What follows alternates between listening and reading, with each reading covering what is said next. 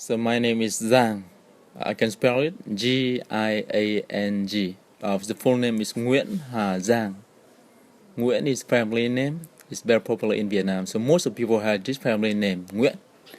And it was also the name of the last royal family in Vietnam that ended in 1945. Okay. Yeah, so I came from the suburb of Hanoi, just around 30 miles away from Hanoi city. Welcome to a Face Project podcast.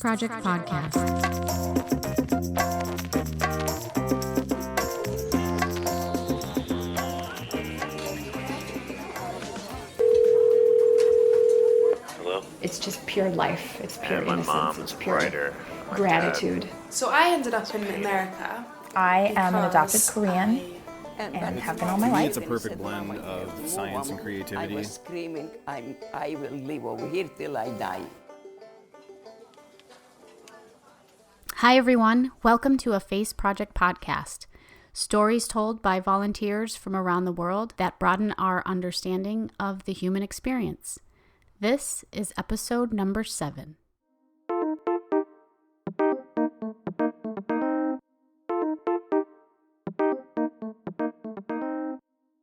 I wanted to start out this episode by giving a great big thank you to everybody who has tuned in, signed up, subscribed, and listened to our last 6 podcasts.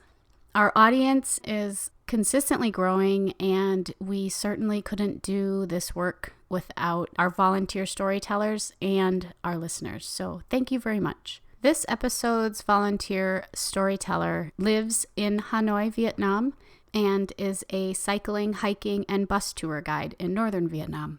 One of the questions that I asked during this interview was, is there a quote or a saying that you come back to, that you've learned from, or that has guided you in your life? And the response that I received was a really fantastic part of this story. So I decided to ask a variety of people, and here's what they had to say.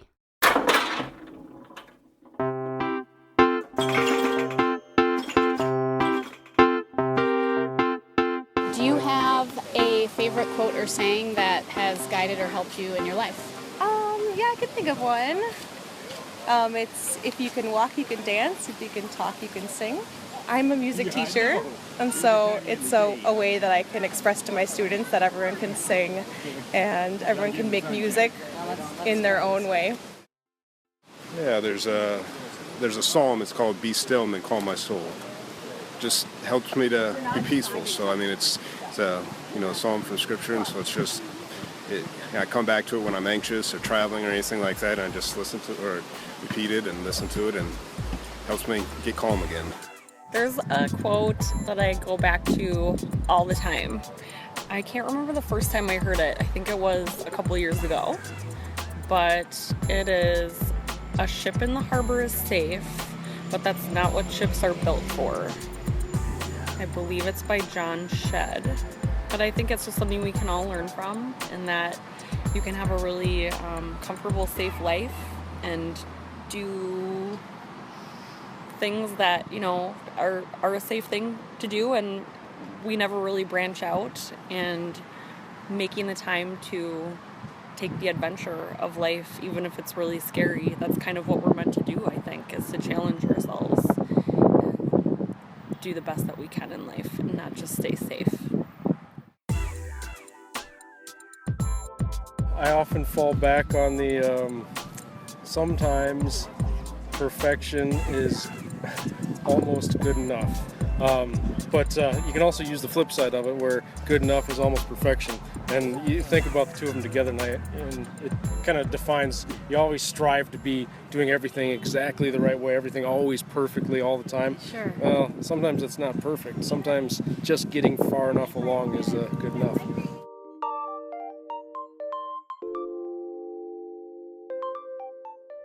One final note before this episode's story. If you would like to follow along with a full transcription of this interview, you can head over to our website, afaceproject.com, look under the podcast menu, and there you'll find episode number 7.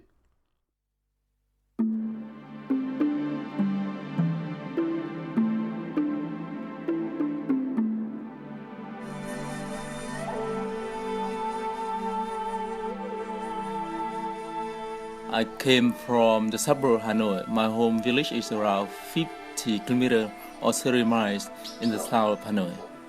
It's called Dinh Xuyên. Yeah, Dinh Xuyên. But now it is a part of Hanoi. It used to be separated from Hanoi, but it's a part of Hanoi nowadays. I came to study in Hanoi. I focus on tourism management, but I had nothing to manage.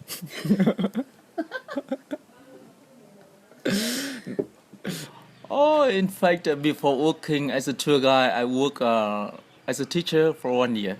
I think I am quite sportive. I play sport and do exercise. That's why I work as a teacher, physical education. I work at secondary school, so the school children are from 12 to 16. I enjoy working with the children, but honestly, I didn't enjoy working with other teachers. I have been doing different job in guiding job. I do cycling, as you know, we have been cycling for a few days, and I did hiking.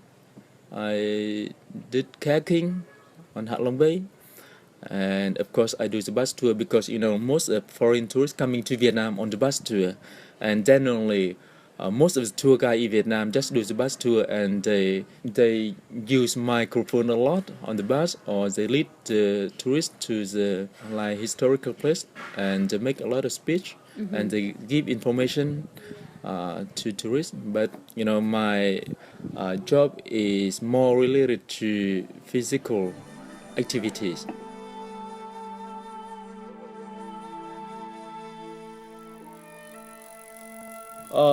I think among all this activity, I like cycling the most, because I think cycling is the best way to see the country and to meet and chat with the people. I think there are many obstacles, like long distance, big climb, or the challenge is also the heat, the bad weather, something like that. It also come from the people on the tour. Yeah. And I normally say to the people who go on the cycling or even hiking trip, it is the way we see the real Vietnam. Because if you just go on the bus tour, they just see the surface of Vietnam only. But here we come to see what or how people are living, what they are eating, and we can do what Vietnamese people do on our trip.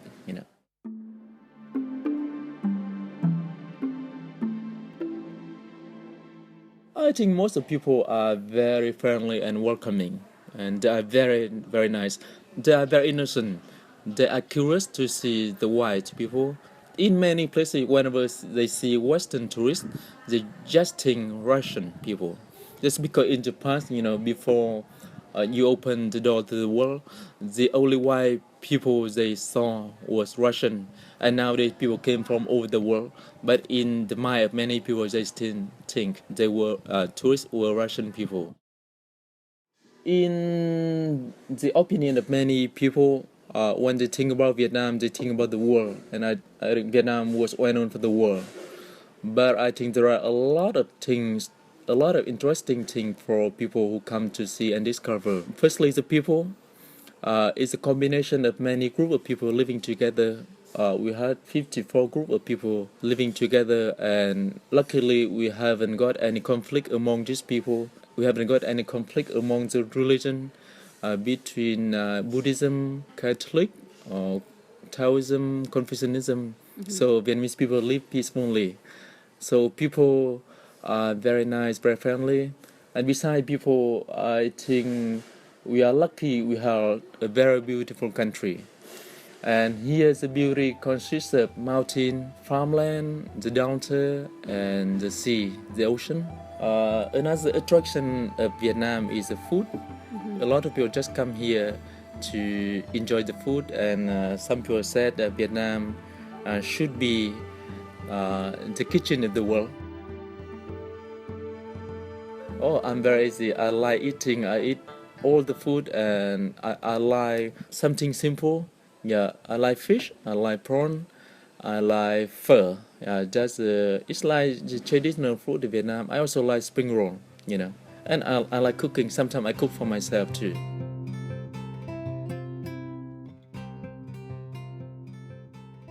Vietnamese people and I myself have some sayings. For example, đơn giản thì dễ sống. To be easy, to be simple, to enjoy the life. Being flexible is a good way to live a happy life, or being easy is a good way to enjoy the life. And I also heard some saying during my childhood. I think the people in Western country normally have a saying early bird catch the worm, but I heard something same but different. My saying is early bird catch the shit. So people wonder why I had this saying.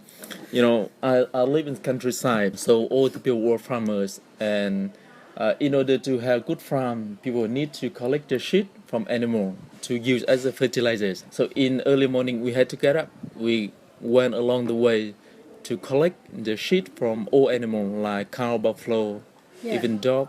And if somebody got up late, they had nothing. That's why early person or early bird catch the shit.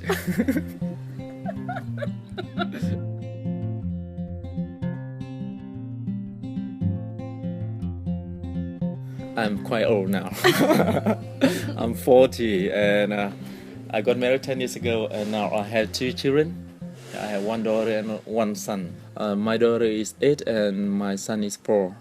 Especially my son, he's only 4, and I think it's very interesting age, and he's still very innocent, and he talk about everything. He keep talking all the time, and he's never tired of talking. But the parents sometimes are tired of him. I think just the education, just the way we teach, they always behave, or they get on well, very well. For the last 10 years, after I got married, I had to work far away from home. And my wife was not very happy, so whenever I went away for a long trip, she cried. And I feel very sorry, and I worry.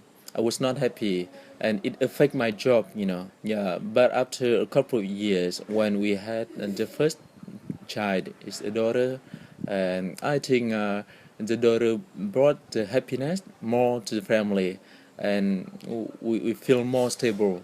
And my wife was also happy at home, so I could enjoy my job. And the second child had the same duty. He brings the happiness to the family, and I think at this time of my age, I'm enjoying my life, and I don't think much about changing now. I work for a living, but I work to enjoy my life, and my family too.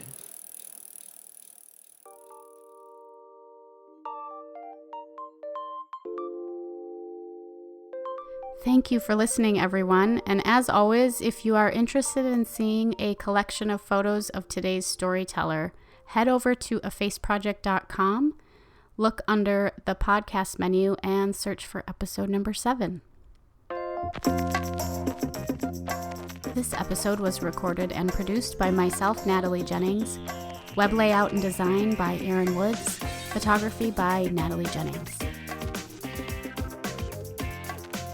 Finally, if you happen to be listening on iTunes, we would greatly appreciate it if you have a minute or two to give us a review. Reviews help us to reach more listeners, and we really appreciate your support. We'll see you again in a couple of weeks. We'll start over. Action. Cool. Okay.